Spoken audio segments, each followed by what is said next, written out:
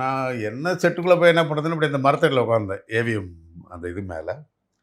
பஞ்சு சார் அவசர அவசரமா வந்து ஒரு பேப்பரை கொடுத்து இதை காப்பி எடுன்னு சொன்னார். நான் யாரையுமே கேட்கல. நான் உடனே காப்பி எடுத்து கொண்டு போய் சிவாட்ட கொடுத்து, சிவா சொன்னார், இது யார் கையெழுத்து புதுசாக இருக்குது, நல்லா இருக்குது அப்படின்னாரு. அதே தான் சிவாஜி சார்னு சொன்னார்.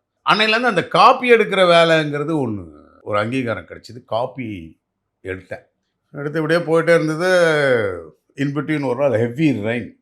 நீங்கள் ஃபோன் பண்ணீங்க. எங்கே இருக்க அப்படின்னீங்க. அது மாதிரி சார் எடிட்டிங்கில் இருக்கேன். அப்போ நம்ம சந்திரன் சார் தான் எடிட்டிங் ரூமில் இருக்கேன் சார். நீ ஆஃபீஸ் கிளம்பி வா. ஆஃபீஸ் கிளம்பி வந்தேன். வந்தப்போ நீங்கள் சொன்னீங்க, நான் ஒரு நாள் இல்லை ஐயப்பன் கோயிலுக்கு போகிறேன், நாளைக்கு ஒரு நாள் இந்த ப்ரொடக்ஷனை ஹேண்டில் பண்ணுன்னு சொன்னீங்க. அதிலிருந்து அந்த இது வந்து போர்ட்ஃபோலியோ சேஞ்சு ப்ரொடக்ஷனாக சேஞ்ச் ஆனதில் ஒரு சின்ன ஹாப்பினஸ் இருந்தது. எங்கே இருந்ததுன்னா, நம்ம காருக்கு வெயிட் பண்ணுறது, நம்ம அடுத்தவனுக்கு பேட்டாக நிற்கிறது எல்லாமே ஓவரால் பவர் வந்து நம்மக்கிட்ட வந்துச்சு. நம்ம கார் அனுப்புறது, நம்ம ஒருத்தருக்கு பேட்டா கொடுக்கறது, இது அந்த ஏஜ் வேற. நம்ம 24 ஹவர்ஸ் ஒர்க் பண்ணால் கூட நம்மளால் முடிஞ்சுது. ஸோ நீங்கள் வந்து ரொம்ப என்னை ஆதரவாக இருந்து எனக்கு, நான் உங்களோட நிறைய படம் ஒர்க் பண்ணேன் அப் டு ஜல்லிக்கட்டு.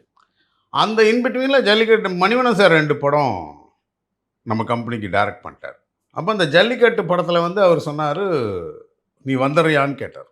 அதுதான் நான் படம் கணம் கோட்டாரவளை ஆரம்பிக்க போகிறேன், வந்துடுறியான்னு கேட்டார். சரி சார், நான் சார்கிட்ட கேட்டுட்டு வரேன் அப்படின்னு சொன்னேன். பட் ராமு சார் சொன்னார், நீ வந்தது டைரக்ஷனுக்கு தானே, அப்போ அடுத்து சித்ரா டைரக்ட் பண்ண போகிறார், நீ அவரோட அசிஸ்டன்ட் டைரக்டரை போட வேண்டியதானே. எதுனாலும் ரைட் தான் சார், ஒன்றும் பிரச்சனை இல்லை அப்படின்னு சொல்லிட்டு அப்புறம் டைரக்டர் உண்மையாகவே ஒரு நாள் அவர் ஆஃபீஸ் போயிட்டு அப்புறம் அந்த படம் அங்கே ஆஃபீஸில் நல்ல பொசிஷன் கொடுத்தாரு, நல்லா வச்சுக்கிட்டாரு. அவரோட ஜேர்னி ஸ்டார்ட் ஆச்சு.